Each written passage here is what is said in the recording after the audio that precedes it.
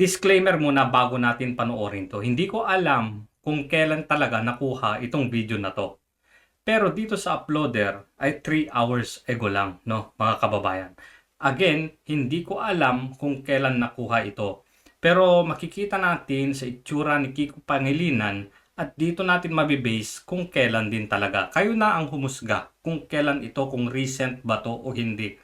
Pero dito, makikita natin na sabi ay feel na feel ni Kiko Pangilinan na special siya. Di pa nanalo, abusado na. So, panoorin muna natin ito at tignan natin kung ano ang ginawa dito ni Kiko Pangilinan. Kahit na recent ito o ilang taon na ang nakalipas, pero dito mo makikita na talagang gusto niya ay special ang trato sa kanya.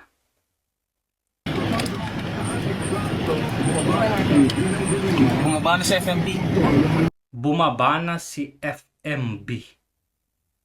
Sino si FMB?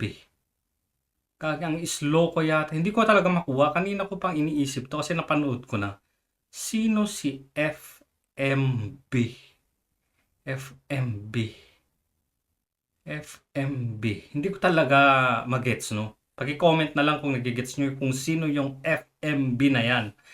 But ito ay si Kiko Pangilinan. Bumaba siya sa kanyang sasakyan. Bumaba na. Bumaba na? Ayun o. Pwede ba bukas? Ayun, no? Nagtuturo-turo na. Ano ba to? Pulis ba to? Parang pulis to, no? Bail pa bukas? Parang dami pumapasok ko eh. Oh, diretso na. Pare, ang daming pumapasok, oh. Can you tell the, please? I'm going to... Sir, yung ating communication. Maganda yung ating po. sir, na-coordinate namin, sir. We will allow you naman po to enter, sir. Pero effect nito ay Saan po, sir? Saan po, mga sir? taong bayan. Opo, sir. Hindi po. Kami tinigil. Yung mga media pinapasok. Oh, sila daw pinigil. Pero yung mga media, pinapasok. Bakit kaya? Bakit gusto ni Kiko Pangilinan na maging siya ay hindi nila pigilan na papasok?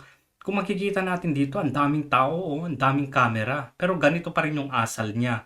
Hindi ko alam kung nagpapabida siya o nagpapakita siya na siya ay matapang.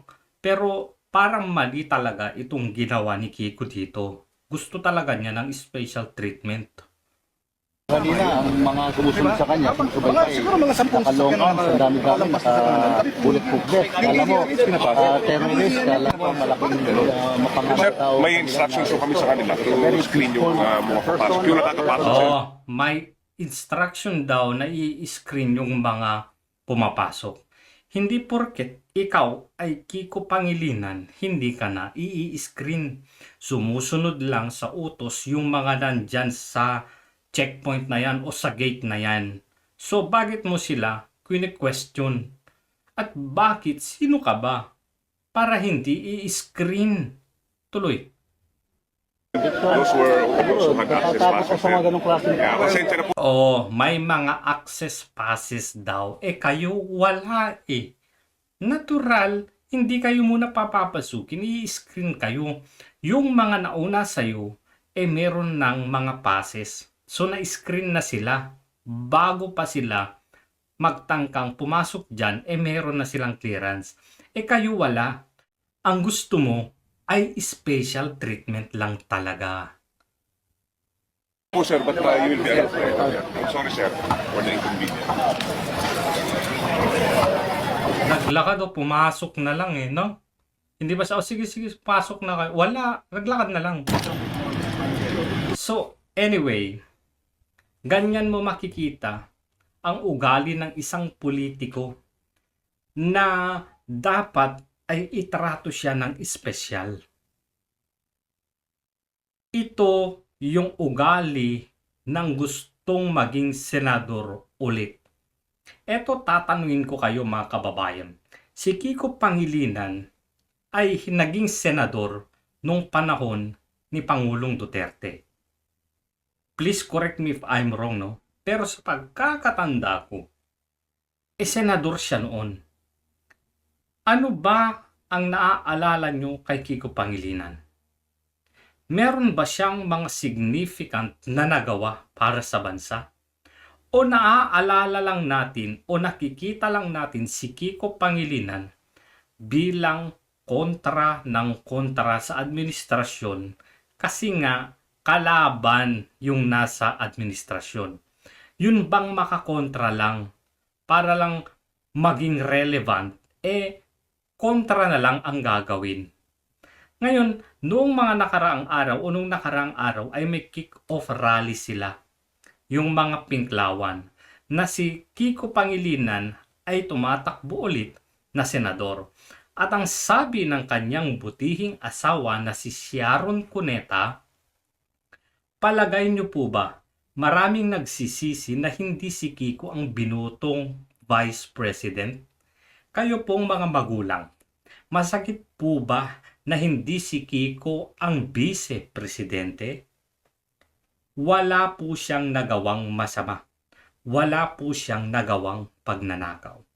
Itong video na pinanood natin, sabihin na natin na hindi kasama-sama ito.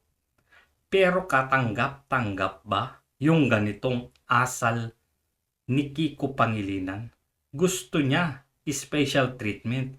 Hindi dahil pinapalusot yung mga sasakyan na nauna sa kanya na meron ng clearance, ang gusto niya dahil nga isa siyang Kiko Pangilinan, papalusutin na lang siya ng walang verification, ng walang clearance. Tama ba yun?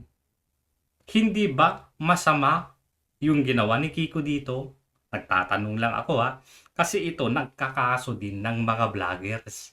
Balat sibuyas din ito, mga kababayan. Ngayon, ang sabi pa ni Sharon Cuneta, wala pong nagawang pagnanakaw. So parang dito ay pinapatutsadahan niya si VP Sara na nagnanakaw o magnanakaw. Hello, Sharon Cuneta. Wala pa pong napatunayan kung magnanakaw si Vice President Sara Duterte. Yun po ay mga alegasyon pa lamang. Ang pinagtataka ko lang, bakit hindi mo tinitira si Bongbong Marcos? Kalaban nyo din siya noon. Ay oo nga pala.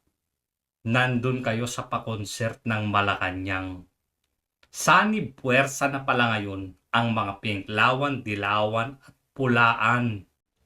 Meron akong natatandaan, mga bandang 2013 or 2014, merong alegasyon ng extortion na meron humihinging ng 15 million na para daw parte yon ni Kiko Pangilinan. Tandaan, naging Food Security and Agricultural Modernization Presidential Assistance itong si Noynoy noong panahon, itong si Kiko Pangilinan noong panahon ni Noynoy Aquino. Itong alegasyon na ito ay naging alegasyon lang. Wala man lang investigasyon na nangyari. Basta dinismiss lang na alegasyon lang yan . Siyempre nung mga panahong yan, sino ba ang presidente? Of course, si Noynoy. Magkakakampi silang lahat noon. Okay, bilang panghuli, tama ba ang ginawa ni Kiko Pangilinan dito sa video na ito na pinanood natin? Dapat ba na itrato si Kiko Pangilinan na special kung itong video na ito ay nung panahong senador siya? Hindi katanggap-tanggap. Kung itong video na ito ay noong tumakbo siya bilang senador na natalo, mas lalong hindi katanggap-tanggap. At kung very recent lang ito, at itong taong to ay tumatakbo bilang senador ngayon, mas lalo at mas higit na hindi katanggap-tanggap dahil hindi pa siya nananalo, abusado na ang loko.